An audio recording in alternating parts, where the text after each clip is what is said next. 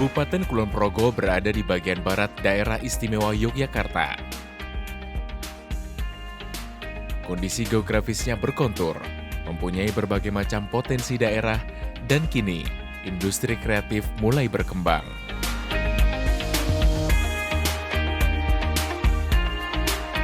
Melalui para pelaku usaha yang tergabung dalam kelompok usaha peningkatan pendapatan keluarga sejahtera dan kelompok usaha bersama, serta pendampingan yang dilakukan oleh Dinas Pemberdayaan Masyarakat dan Desa Pengendalian Penduduk dan Keluarga Berencana, program Keluarga Berencana Kabupaten Kulon Progo, secara signifikan keluarga berencana menjadi pilihan tepat dalam mewujudkan keluarga bahagia sejahtera.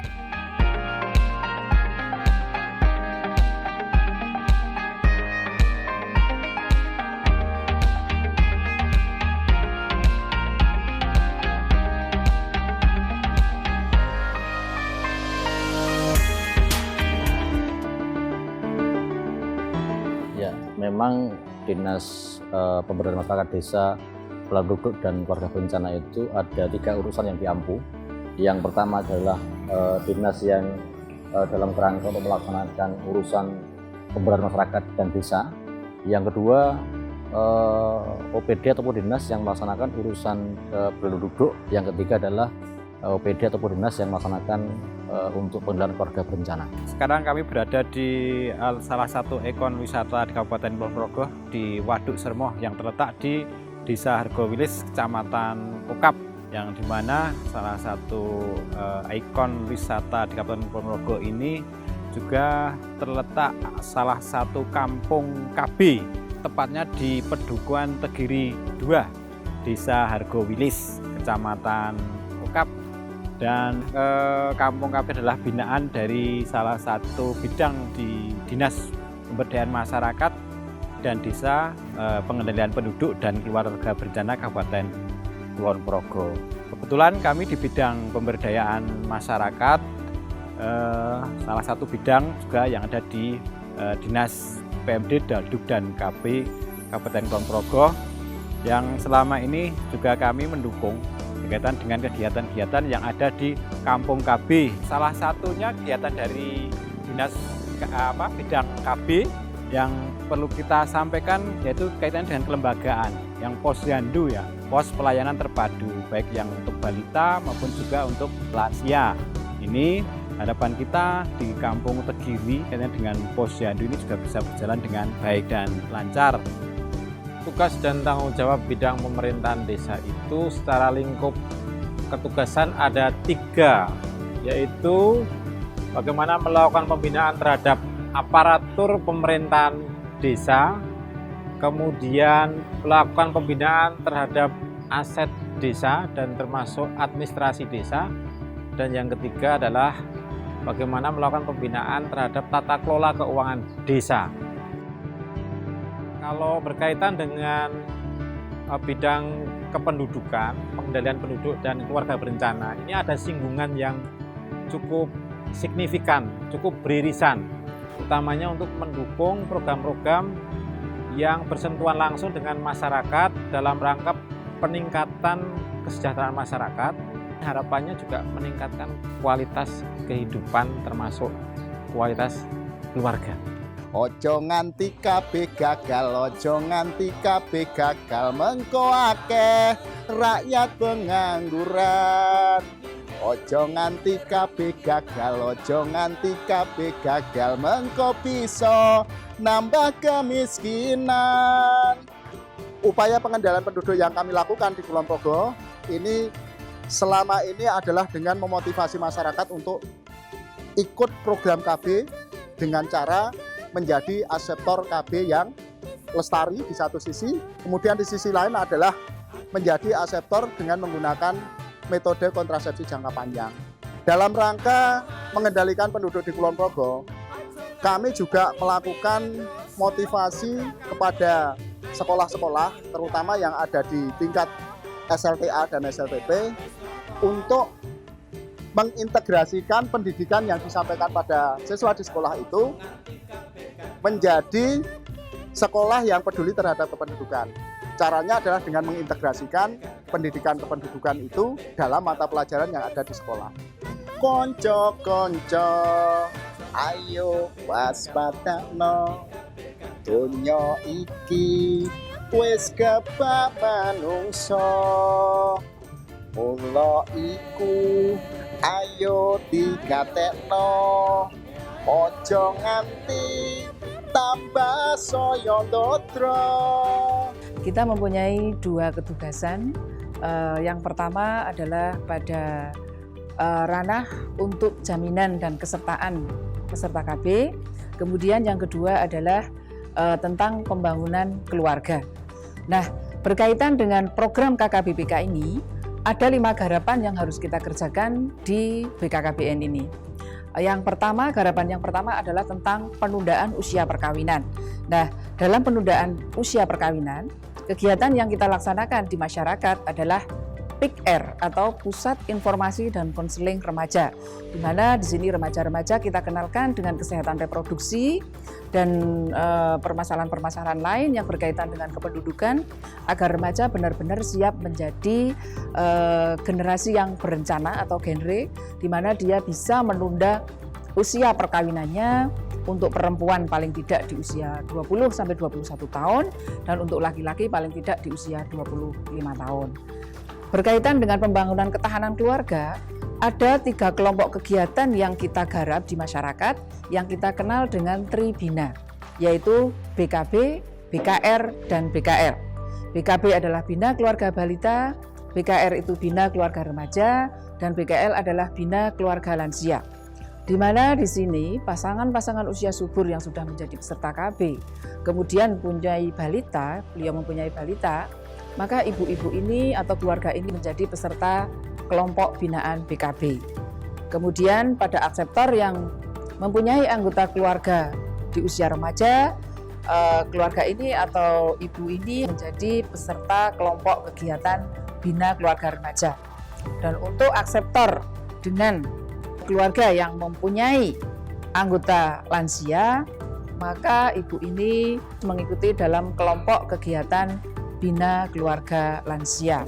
Semua ini dalam upaya untuk mewujudkan ketahanan keluarga, masing-masing anggota keluarga tetap dalam kondisi yang sehat dan juga bahagia dan sejahtera. Dengan diadakannya workshop di Desa Dipo ini, saya berharap ada peningkatan untuk rumah tangga, terutama ekonomi keluarga dan pendidikan anak. Pertama, yang kedua mungkin untuk kesehatan anak-anak pun dapat ada manfaatnya dalam acara workshop ini. Warga Kecamatan Nanggulan Kabupaten Kulon Progo sangat peduli terhadap kesehatan buah hatinya.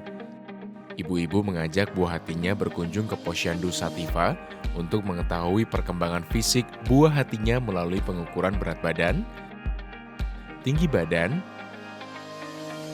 dan lingkar kepala, serta mendapat menu sehat seimbang yang biasa disebut PMT atau pemberian makanan tambahan.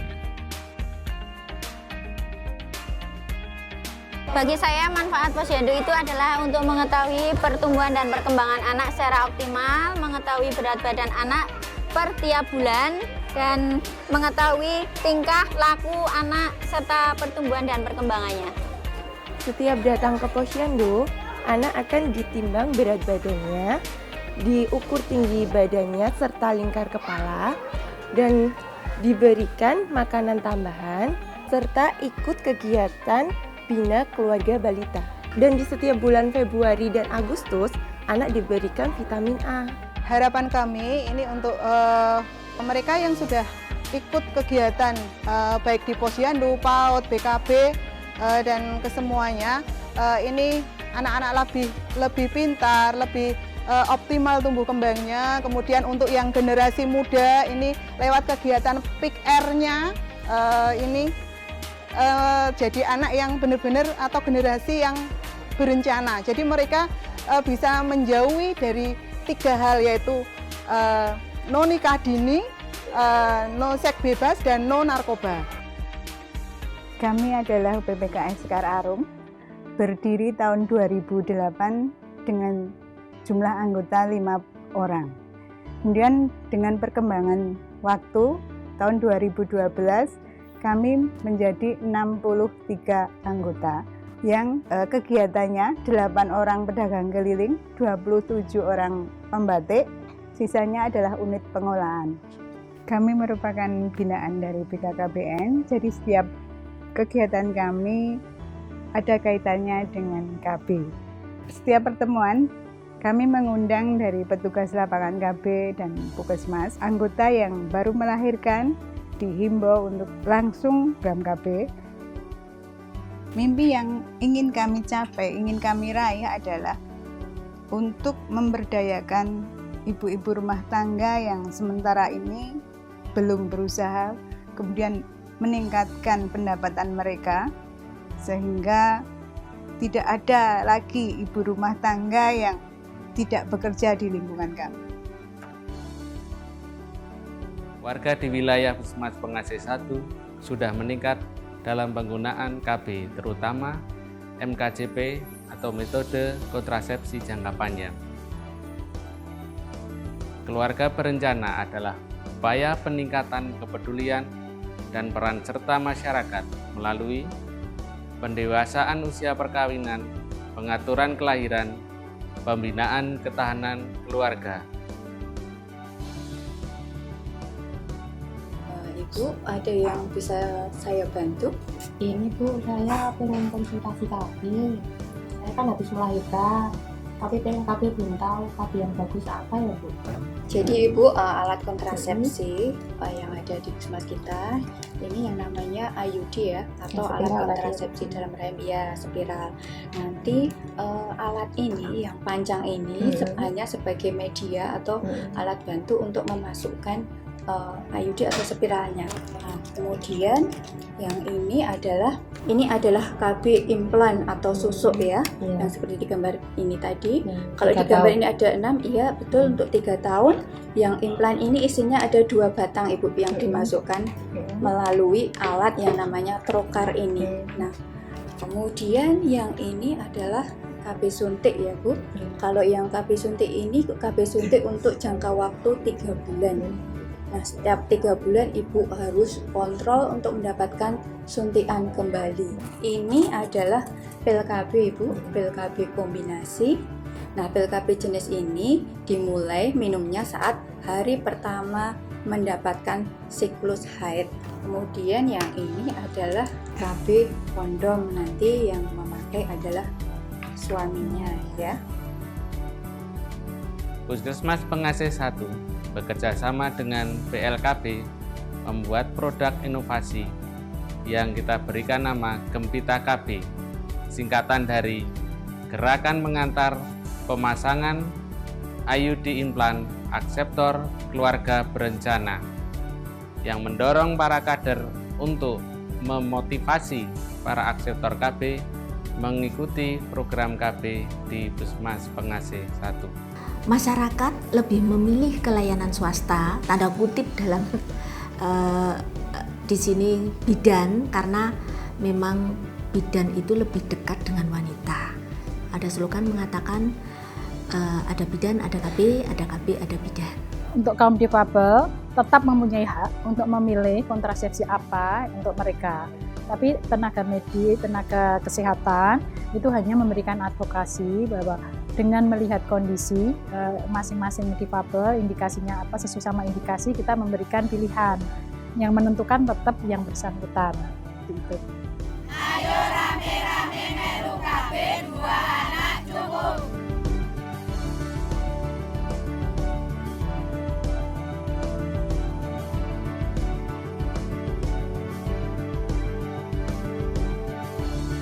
Desa Tegiri II berada di lereng pegunungan Menoreh, tepat di atas Waduk Sermo.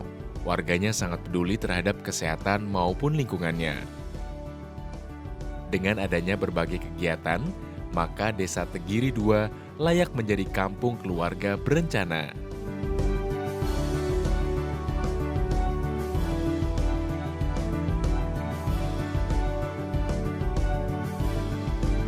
Saya berada di kelompok Tani Nira Anggun, kelompok wanita Tani Nira Anggun, yang dalam hal ini sebagai Pokja Kampung KB Tegiri II bidang pertanian. Pada hari ini kita meninjau di lokasi pembibitan, yang mana bibit-bibit yang ada di sini nanti akan diberikan kepada warga masyarakat untuk bisa ditanam ketika sudah masuk musim tanam.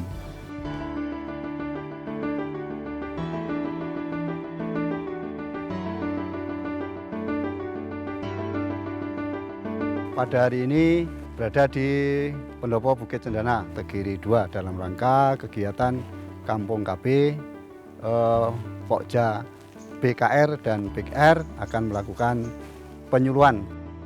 Acara pada pagi hari ini kita tentang penyuluhan dari program kita BKR, yaitu tentang pendewasaan usia nikah dini. Bu, saya mau bertanya, untuk kriterianya remaja atau mendekati dewasa laki-laki dan perempuan untuk usia nikahnya kira-kira berapa ya? Terima kasih Mas Doni atas pertanyaannya yang bagus sekali. Untuk anak perempuan atau wanita ini menikah pada usia 21 tahun, sedangkan untuk laki-laki menikah siap pada 25 tahun. Mengapa 21 tahun? Karena alasan secara medis anak wanita ini sudah siap untuk melakukan pernikahan, dan kalau laki-laki yang 25 tahun itu baik secara medis, secara ekonomis sudah siap untuk membangun suatu keluarga yang sakinah mawaddah warahmah. Terima kasih.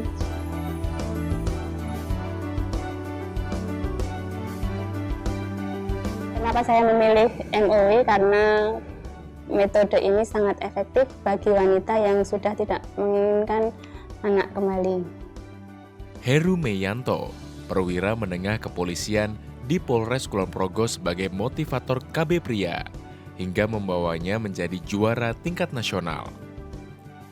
Kami berdua, tentunya saya dengan istri, tidak ingin memiliki momongan lagi, karena kami sudah dikaruniai 2 momongan, kebetulan 1 pasang putra dan putri. Di tahun 2015, saya mendapatkan juara 1 motivator KB pria tingkat nasional. Untuk itu saya mengajak kepada seluruh warga, khususnya Kulon Progo, terutama bapak-bapak, untuk aktif atau mengikuti medis operasi pria atau yang lebih dikenal di masyarakat adalah vasektomi. Para lansia yang tergabung dalam Bina Keluarga Lansia sangat antusias dalam mengikuti berbagai macam kegiatan, seperti senam yang sangat bermanfaat untuk meningkatkan derajat kesehatannya.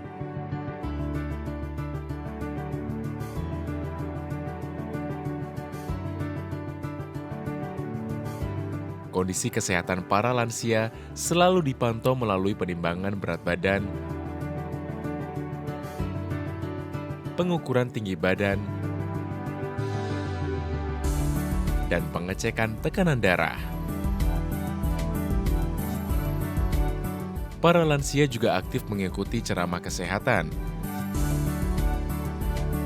Aktivitas lain yang dilakukan para lansia adalah kerawitan. Mereka sangat menikmati iramanya. Barusan ini melakukan kegiatan BKL, kegiatan Yandu Lansia, meliputi dari pendaftaran, pemeriksaan, penimbangan, dan tensi darah. Lansia di Tegiri 2 berjumlah 70 warga, antara lain laki-laki 20 warga, yang untuk wanita 50 warga. Keberadaan Pos Yandu Mekar di Kampung KB Tegiri 2 ini dibiayai oleh dana desa, baik untuk kegiatan operasional Pos Yandu maupun insentif kadernya pada setiap bulannya. Kita juga mengusahakan masalah jambanisasi. Kita bekerja sama dengan KKN yang ada di Tegiri 2. Kemudian yang merupakan prioritas lagi adalah pembukaan jalan. Setelah pencanangan Kampung KB oleh Bapak Sri Sultan Hamengkubuwono, saya kemudian mendata rumah tidak layak huni. Untuk bedah rumah tidak layak huni sekitar ada 8 orang itu kami prioritaskan, dan itu mendapat perhatian dari Bapak Bupati Hasto Wardoyo sebagai Bupati Kulon Progo. Waduh, jika Nambro dibantu masyarakat, dibantukan kali Bupati, kula pun sekeca peniki, pun remi, nggih namung matur nuwun kula, nggih sami kula keket. Saya mengucapkan banyak-banyak terima kasih atas dukungan warga masyarakat Tegiri 2 yang mana telah mendukung adanya program Kampung KB yang ada di Pedusunan Tegiri 2, Argowilis, Kokap, Kulon Progo. Dengan harapan mudah-mudahan nanti Kampung KB yang ada di Tegiri 2 dan pada umumnya untuk Argowilis bisa lebih maju. Kami berharap kedepannya ada pendampingan teknis dan pendampingan sarana prasarana dari pemerintah. Ya, pada kesempatan kali ini saya mengajak kepada seluruh warga masyarakat Kulon Progo untuk marilah kita bersama-sama untuk menggalakkan, mensukseskan program keluarga berencana. Penggunaan kontrasepsi penting sekali untuk mengatur jarak kelahiran dan juga untuk menciptakan keluarga yang sejahtera, keluarga yang bahagia, kemudian juga keluarga yang sehat tentunya. Dan ingat pesan saya bahwa metode kontrasepsi jangka panjang yang mantap itu jauh lebih baik dan lebih aman. Oleh karena itu, ajakan kami gunakanlah metode kontrasepsi yang untuk jangka panjang seperti vasektomi, topektomi, kemudian bisa pakai susuk, bisa juga pakai IUD. Ya, saya kira itu harapan kami dan mudah-mudahan dengan KB maka kita ciptakan keluarga yang bahagia dan sejahtera. Terima kasih.